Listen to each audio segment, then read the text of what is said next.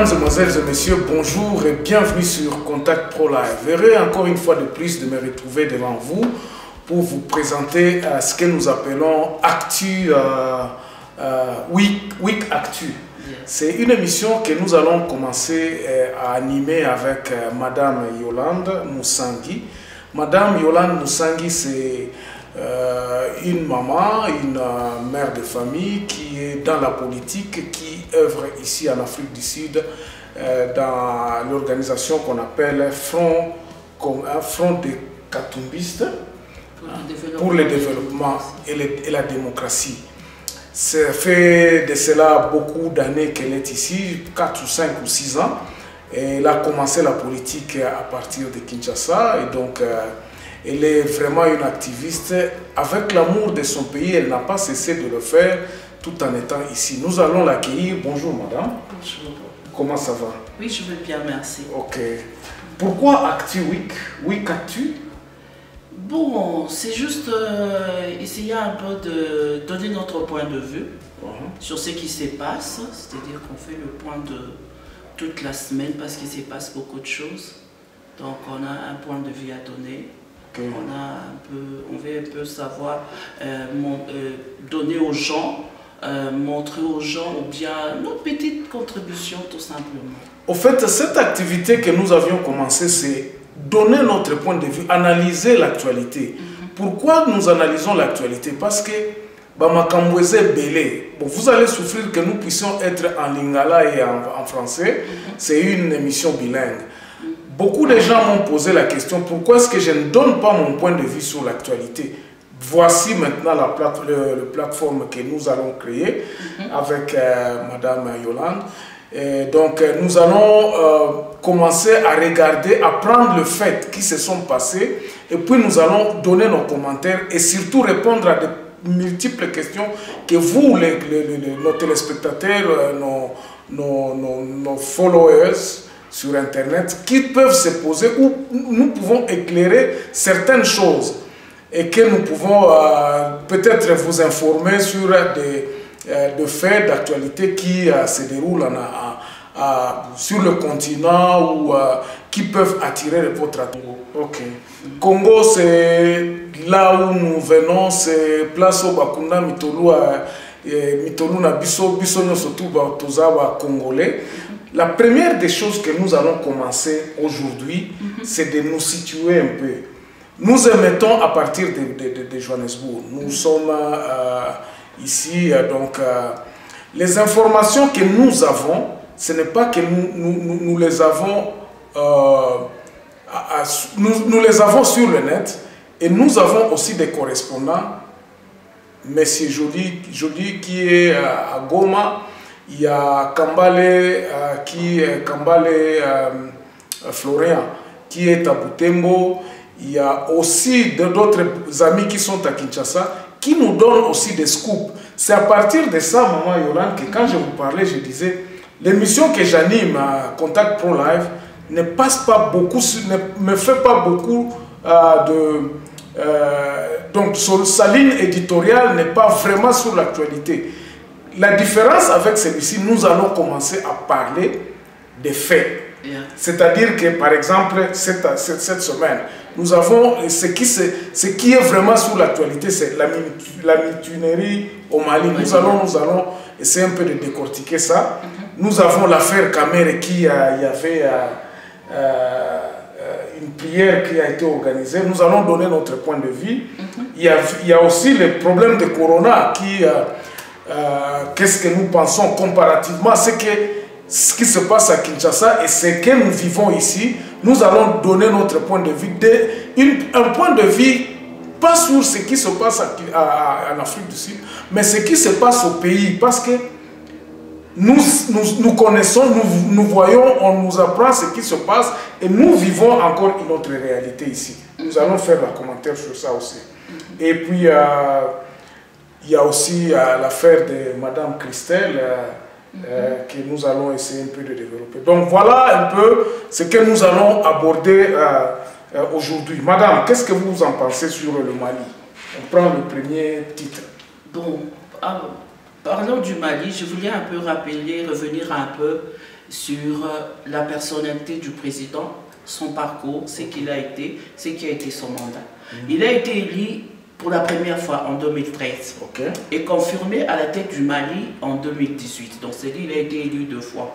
Le président Ibrahim, c'est de lui qu'il s'agit, a fait face à beaucoup de contestations accrues depuis la législative de mars et avril dernier. Donc après les scrutins, on avait remarqué les enlèvements. On a enlevé le principal opposant du président, M. Soumaïla Cissé. On a enlevé les agents électoraux, l'intimidation des électeurs et les taux de participation qui étaient vraiment en chute libre. La Cour constitutionnelle avait invalidé à la fin du mois d'avril une trentaine de résultats au profit du parti du président. C'est-à-dire qu'il y avait des gens de l'opposition qui étaient élus, mais qui, après, ils ont vu que leur mandat a été invalidé. On a validé les gens du président. Voilà, c'est déjà là la provenance du malaise. Est-ce que vous ne pensez pas qu'il y a des similitudes avec ce qui se passe en République démocratique? Il s'agit de l'Afrique. Il s'agit de l'Afrique. Donc c'est comme si on se copie des choses, c'est comme si on se répète, mais ça a toujours le même toujours les mêmes effets, mais ça nous enseigne toujours pas. Exactement. Donc il est parti de tout ça. Après il y a eu des réactions immédiates, la population s'est levée, les opposants s'est levés, ils sont descendus sur la rue avec sous la conduite de l'imam Mahmoud Djoko. Et ensemble, ils ont commencé à mener des activités. Ils sont allés pour la première fois le 5 juin, ils ont créé un mouvement qu'ils ont baptisé M5RFP. Donc ce mouvement-là a vu les jours, il a regroupé tous les gens qui étaient contre le président, contre tout ce qui s'est passé. Et ils ont commencé à mener des actions. Ils ont eu 2 jours, le 5 et le 19 juin. Où ils ont mené une action, où il y a eu des alertes, il y a eu des discussions et tout, et le président a appelé au dialogue. Ce mouvement-là est allé au dialogue, ils étaient au dialogue avec les présidents. Leur revendication, c'était ils faisaient plus confiance aux ministres, et puis il fallait dissoudre le Parlement. Et maintenant, après ces entretiens, bien ces dialogues avec le président, ils ont vu que dans un discours télévisé, le président vient de répondre à la télévision pour dire qu'il refusait de suspendre son premier ministre, il refuse aussi de dissoudre le Parlement.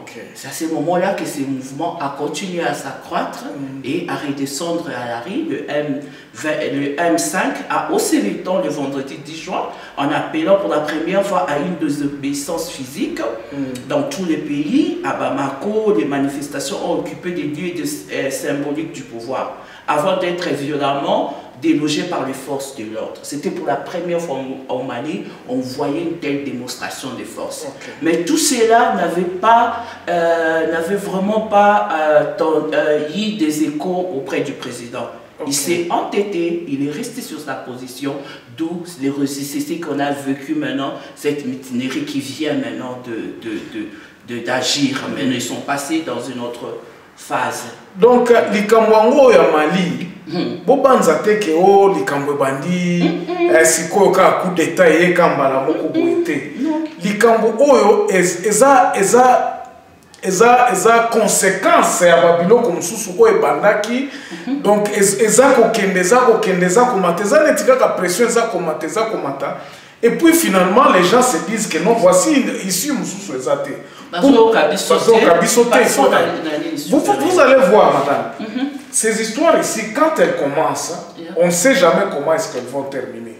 Et quand on regarde l'histoire de l'Afrique, c'est là où nous nous retrouvons que, comme vous aviez dit tantôt, que Bamakambango, autant que Bandaka, et Bandaka, côté Mokobo, Bokomonaka, un mouvement d'indépendance, par exemple, en 1958, lorsque les Lumumba ont commencé avec les désobéissances civiles et tout ça, Babylon est Kendakati dans les pays africains, Bakomi Koyeba Lumumba Zana. Et puis, le mouvement d'indépendance est Banda. Vous allez voir, par exemple, en 1960, il y a à peu près 3 pays qui ont réclamé aussi les indépendances. Pourquoi? Parce que le mouvement Moko Bandaki. Les lots Zolo de la Mali. Le président Mali Oyo, nous pouvons absolument le voir comme le cas. Même en Côte d'Ivoire, même au Congo, même à Congo-Brazzaville, c'est pratiquement la même chose. C'est pour cela que nous nous inquiétons que Biloko Oba Congolais, ceux qui te saluent n'ont attention, ça peut nous rattraper. Oui. Vous ne pensez pas? Mais oui, c'est les mêmes choses, tu vois, quand il y a trop de contestations, si on amène la réalité par rapport à nos pays, nous disons que bon revoir et c'est bon revoir Balibalo et le Toronabino. Non, les gens veulent ça.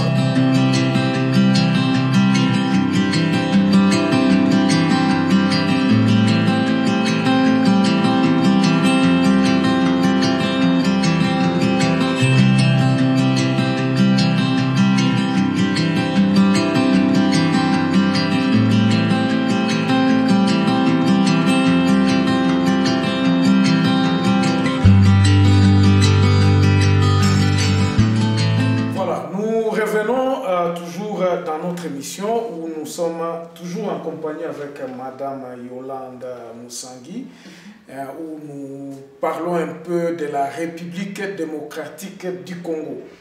Madame, on a vu pour la première fois, notre pays a montré une certaine comment dirais-je,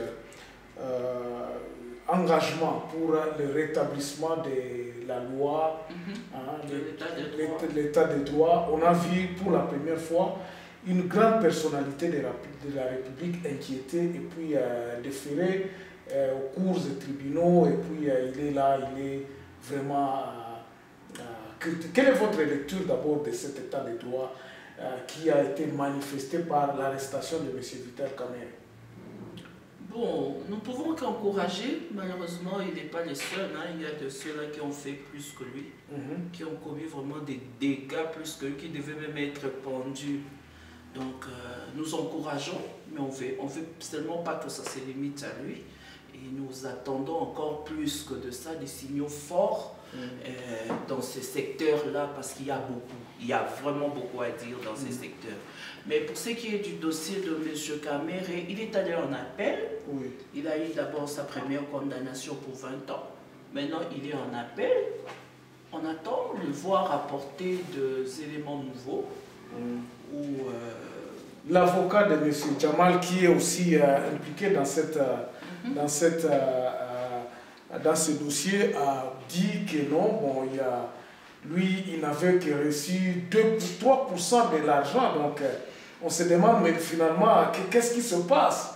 Et j'ai été vraiment très choqué en apprenant que non, cette histoire ici devient de plus en plus très politisée. Est-ce qu'il n'y a pas une certaine imbroglio autour de ces dossiers-là?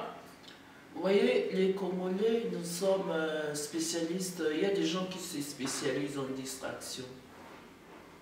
M. Kamerhe a des comptes à rendre à la République démocratique du Congo. Il est jusque maintenant, curieusement, directeur du cabinet, bien qu'arrêté. Il a eu à gérer un projet qui a coûté des millions à la République. M. Kamerhe a des explications à donner. M. Kamerhe est coupable de quelque chose et il doit répondre de ça. On arrête de nous distraire parce que quand il a eu le commande de ce projet-là, quand il percevait de l'argent, quand il autorisait des paiements, il n'y avait pas la politique dedans. Il était directeur dans son bureau et il gérait tout ça. Ce n'est pas aujourd'hui que tu as des trucs à rendre, tu as des comptes à rendre, tu dois te justifier, on veut impliquer la politique. Non.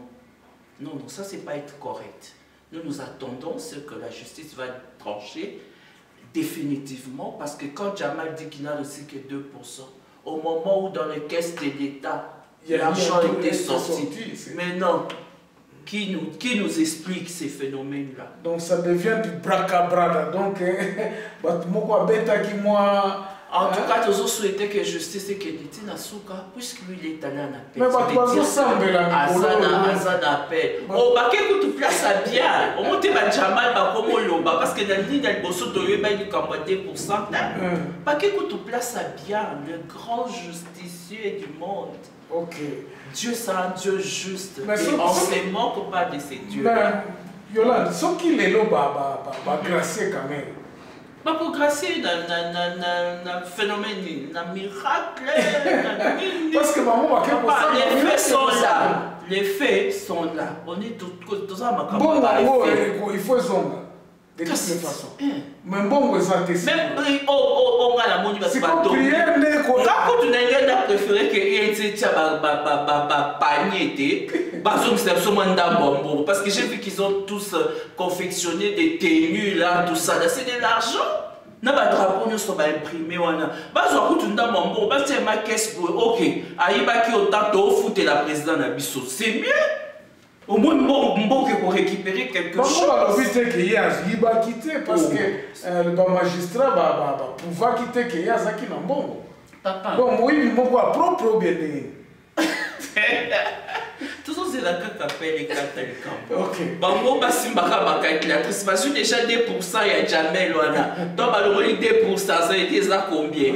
Basimbaka calculatrice d'ailleurs qui ça sont envoyés dans un mois.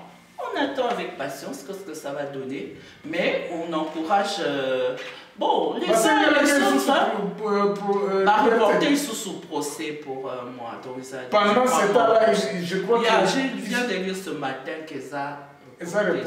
Mais par contre, la liberté provisoire. Ils sont sous compte 4e fois. Non, c'est comme ça que ça demande. Oh! Mais par ça, ceux qui vont accueillir.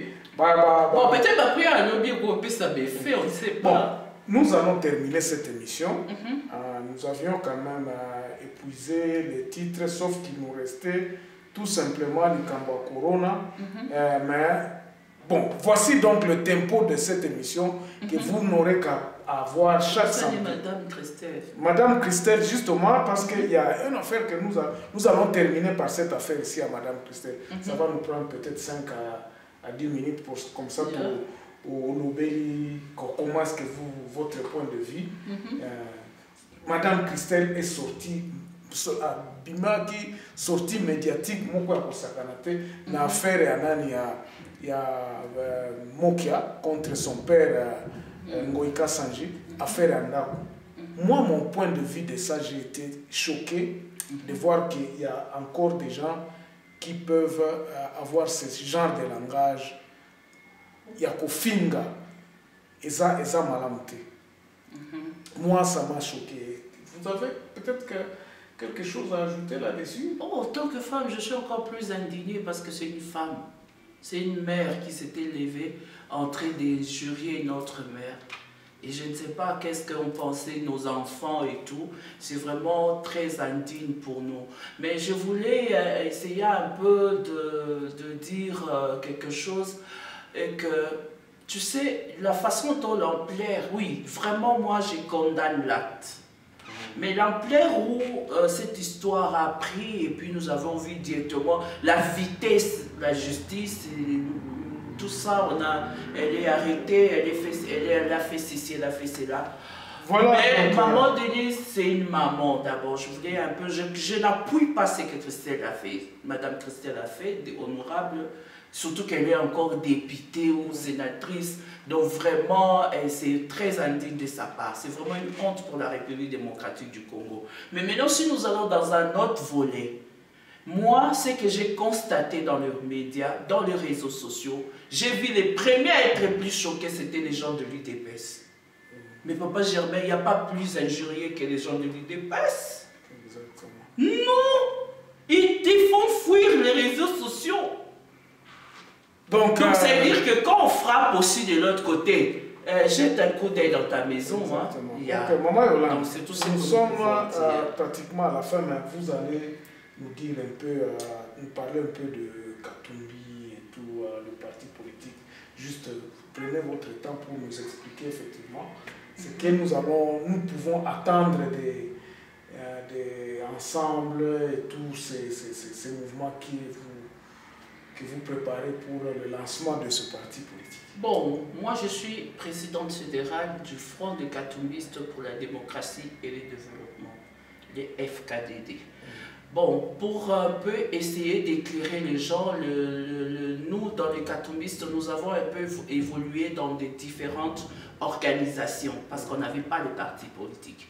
Et puis, nous sommes allés dans des plateformes, entre autres l'Ensemble pour la République. C'était une plateforme électorale créée pour accompagner les présidents. Et après, nous sommes allés dans la MOUCA. Tout ça là, ce sont des plateformes. Mais maintenant, au niveau du président Moïse, il a annoncé maintenant la sortie de partis politiques Ensemble pour la République. Cette fois-là, c'est un parti politique. Bon, nous sommes dans les fronts des Katumbistes avec les professeurs Ntsoki. Depuis toujours, les Katumbistes, à l'exemple du professeur, ont toujours accompagné et appuyé les actions du président par différentes façons. Par exemple, nous ici, dans notre fédération de l'Afrique du Sud, nous menons des actions, nous menons des conférences, nous parlons aux gens Moïse Katumbi, nous faisons la promotion du président Moïse Katumbi. Non seulement ça, parce que la partie Moïse Katumbi, il y a aussi l'assistance à la société, à la population. Oui. Si ce n'était pas Corona, l'année passée, vers le mois de décembre, le président Francine Ntsoki avait lancé les microcrédits que nous avions donné à nos membres. Chacun devait présenter un projet avec un montant bien défini que le FKDD pouvait soutenir dans l'histoire de créer un peu d'emploi, d'essayer un peu de soulager un peu toutes les douleurs que la population, les souffrances que nous vivons. Et cela, c'est en Afrique du Sud? Oui, ça c'est en Afrique du Sud. Ça a été lancé en Afrique du Sud et partout au Congo aussi et dans toutes les autres propositions, dans toutes les autres parties du monde où nous sommes. Donc, dans notre cas, il y a eu nos membres qui ont présenté des projets. Nul n'était Corona. Ces projets-là seraient déjà réalisés. Ça veut dire que nous n'attendons pas seulement que le président Moïse vienne faire. C'est-à-dire que dans sa mission, quand le professeur Ntsoki dit « j'accompagne le président Moïse » et à travers les FKDD, il pose des actions que lui-même définit, que nous étudions, que nous posons pour soulager la population et pour promouvoir la vision du président Moïse Katumbi. Parce que Moïse Katumbi a cette vision-là de soulager, de faire participer, de faire bénéficier aux Congolais ce que vaut leur pays. Le Congo renferme des grandes richesses et il faut que les gens, la population en bénéficie aussi. Donc c'est dans cette mission-là de promouvoir, d'accompagner le président Moïse Katumbi que le FKDD est toujours là en train de parler Moïse Katumbi. C'est pourquoi je parle de Moïse Katumbi. Merci maintenant, pour terminer, avec l'arrivée de l'ensemble de la République, les travaux sont en train d'être faits. Nous avons vu hier à Kinshasa, il y a déjà des installations de différentes parcelles où on est en train de faire des travaux, où nous allons installer les où ça sera les sièges du parti politique. Elle a été annoncée officiellement. Nous attendons maintenant, c'était les lockdowns, et maintenant nous allons voir. Nous, de notre côté, c'est la position du professeur Ntsoki qui compte. S'il va décider, trouver bien que pour bien accompagner le président Moïse Katumbi, nous serons injectés dans l'ensemble de la République, c'est à lui de voir, ou soit nous allons rester FKDD et continuer à accompagner parce que ça fait des années que le professeur Ntsoki a cru à cette vision-là et il travaille corps et âme pour cette vision-là. Merci beaucoup pour nous avoir suivis. Madame, en tout cas, je vous remercie. Moi aussi, je vous remercie. On se retrouve encore le samedi prochain où nous allons encore développer l'actualité et beaucoup d'autres faits divers qui se passent en République démocratique du Congo. Au revoir et portez-vous bien. Merci. Au revoir.